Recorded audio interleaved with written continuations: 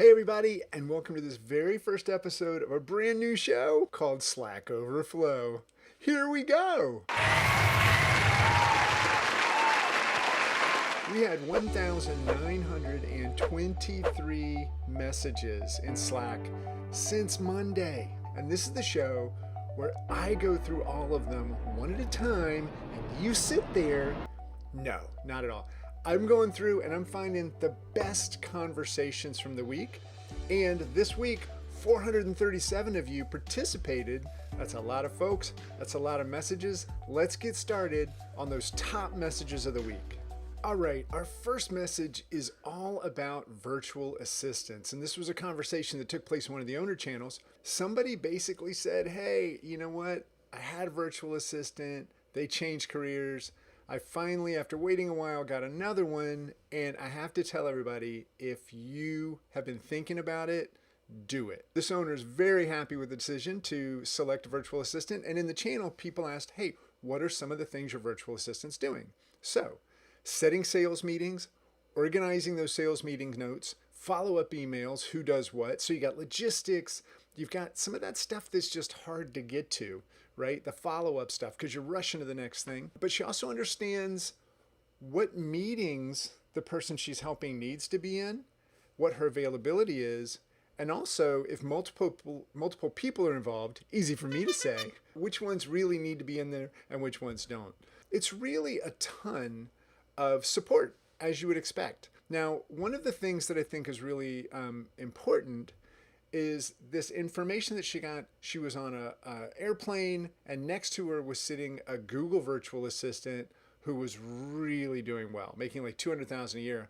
And that virtual assistant's advice to this owner was, make sure that your assistant is in every meeting with you, even if you don't think it's helpful, so they get to know how you think, understand who and what are your priorities.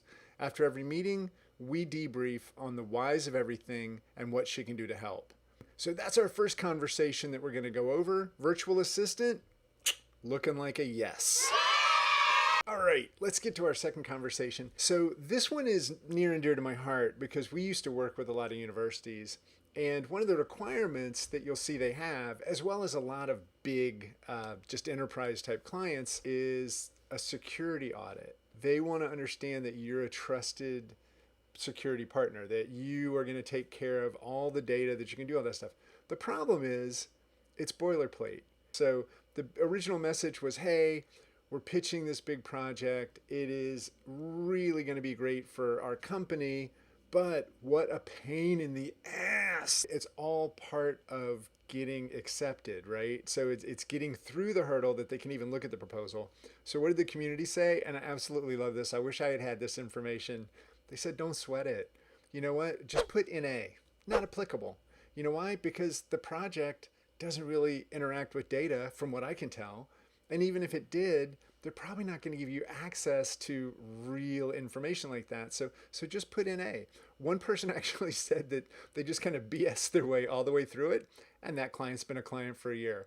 So if you're in a situation where a major player is asking you as a smaller part of their team to go through all of these security checklists and protocols and all that kind of stuff, before you hire somebody to help with it, try to just get it through. I'll tell you, speaking about wishing that I had something back when I was running my shop, we did have somebody who asked a question, super great question, what financial reports are your go-to guideposts? And they were a little bit frustrated because the P&L can be a little deceiving. There's a lot of money you spend that doesn't show up there. So there was quite a bit of good information. I'm going to focus in on one answer that I think kind of brings it all together. And it was a combination of reports that this owner is using for her shop. So P&L shows company performance and historical data. That's what a lot of us look at. Client revenue and efficiency. Now, I like this one a lot because it shows not only the size of your clients, but the time spent versus time billed. Now, obviously, you have to track timesheets for this one, but it really feels like a quick way to see client profitability by client. And then a rolling client forecast so that you got your future focused stuff too. These are always conversations that are going on around the financial stuff, and it's nice to see people asking about reports. All right, now we get to a conversation that I really was good at this part, and that is how do you keep clients paying on time? What can you do to lower the risk of a client not paying? So glad that it came up, and there was a lot of great stuff from the community in here. I'm going to try to hit on all of it.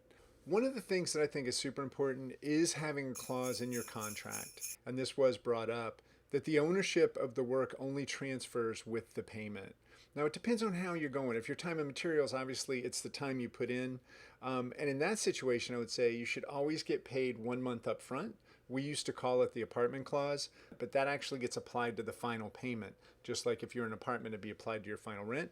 And that way you're always working off the money they've already given you. I think that's really important. And also a lot of folks did say require that prepayment from new clients. I think it's for all clients. You just get used to it. And then if a payment's late, you gotta stop. You can't just keep working, because if you do, then that's on you. And we tell clients all the time, we have to backfill that time if you don't. So we have to put you up on the shelf. We have to restock your project until we have time to bring it down. So I think it's also something you always do at the beginning of a project. You have to level set so people understand we work for money that you give us. And if you don't give us the money, we don't work. And if you can say that in a lot of nice ways. It is easy to be honest and nice. And if you want to talk about that, reach out to me. I'm happy to do more on that. This might even end up being a little pop-up event. Some folks break it into milestones still, doing 4 payments, 5 payments. I think that can work, but it's not really milestones the way they're explaining it. It's more time-based. We build monthly, and that works really well for us. I know there's some shops that bill every 2 weeks, some shops that bill weekly.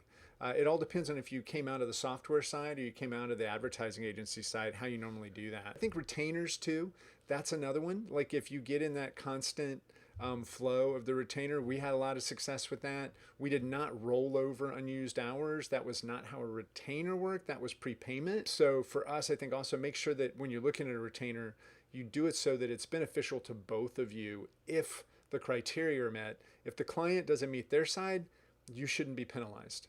So I think that's super important. One really good thing that came out of this, a couple of people mentioned, is when you send your invoice, don't put due on receipt. And I get these from people, and some others mentioned that with the little grumble like due on receipt. What happens is you didn't really say a number of days. So now people may just put in their own date. They may just say, okay, well, I'll send this with the normal. We always found that a net 10 or a net 15 was good. Basically, everybody's saying due upon receipt can work against you. The other thing is get to know the person at the company. We had a situation once where we were waiting on a payment and we sent cookies to their accounting team and they paid us. So be nice and don't be against bribery so long as it's not a lot, like money, like send cookies. Now we're going to move on to a conversation that's going to lead to a reading list.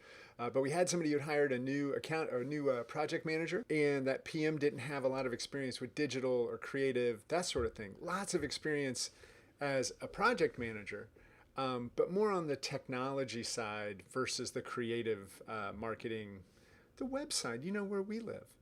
So here's some of the recommendations that came out of it. One's called Process Kit. It's a detailed guide to agency project management. Definitely had some stuff over at our friends' resources at Louder Than 10. The Web Project Guide, Pricing Design, You're My Favorite Client, by Mike Montero, one of the folks who was there at the very beginning of the Bureau. Project Management from Humans from our own Brett Harned. And then general agency stuff out of Damn Good Advice. And there's a movie called Art and Copy if you can find it. And then also there is resources as well that Carl Sakis has put together for us. So there you go. I'll figure out where to put that list so everybody can have it. And that's going to lead us to our next conversation, which was also one of the owner channels. It was all around what's going on with leads. It felt like leads were kind of consistent coming into the summer, and then it stalled out. And the person just wanted to know, was it just them? They also work with a lot of startups. There were some comments in the conversation around, with the interest rates going up, money isn't free anymore. There's not as much of some of the relief money that came through the pandemic. So startups may be slowing down a little bit. But the majority of the folks in the conversation, which I think there were like 10 or 11 folks in there, They said that things were slower this summer, but now it's picked back up. And for some of them, they said it's even bananas. Like it feels like that first wave coming back after the pandemic. So looks like there was a slowdown. Looks like it's picking up. If you focus a lot on startups, you may want to look at supplementing that. And then our final conversation from this week that we're going to highlight was around the question, if you had a $30,000 budget to generate 3 new clients in the next 3 months, how would you spend it? What a fun question. And there were definitely some interesting answers that came through. I think one of my favorites was spend a lot of time researching people in a buying position, then fly out and meet them in person for a free consultative assessment, something that adds value for them. I would say another one that's great here is if you have a warm list, focus there. Grow services with current clients and past clients. You know, Joe Rinaldi famously gave a talk at one owner summit about old gold and how you have to mine old gold. Yeah, go back and look at some of those previous clients that you liked and see what opportunities you have there. Some folks have said they've had really good success with Google AdWords. If you're in more of a niche area, it can be easier to win there. This also I thought was great. One person said, if I could get 3 clients with 30,000, I would do that all day long. They said confirm that your positioning, your niche, and your offering is solid. Like before you go to attract people to come in, make sure you got your house in order. Make sure they know what they're going to see. You can get a ton of leads for that amount of money, but you need to make sure that you're the solution, you're the compelling, that you're reaching the right people, which I think is just great advice. And I think a lot of us understand that too. I also will say that from our perspective, LinkedIn has been a little tricky. I think actually you can do a lot more with Google AdWords. I think you can do some stuff with direct marketing as well, which they were recommending in here. So with that, that's the end of the first Slack Overflow show, and I hope it was beneficial. I hope you enjoyed it. I had fun putting it together. We love you, and I'll see you next week.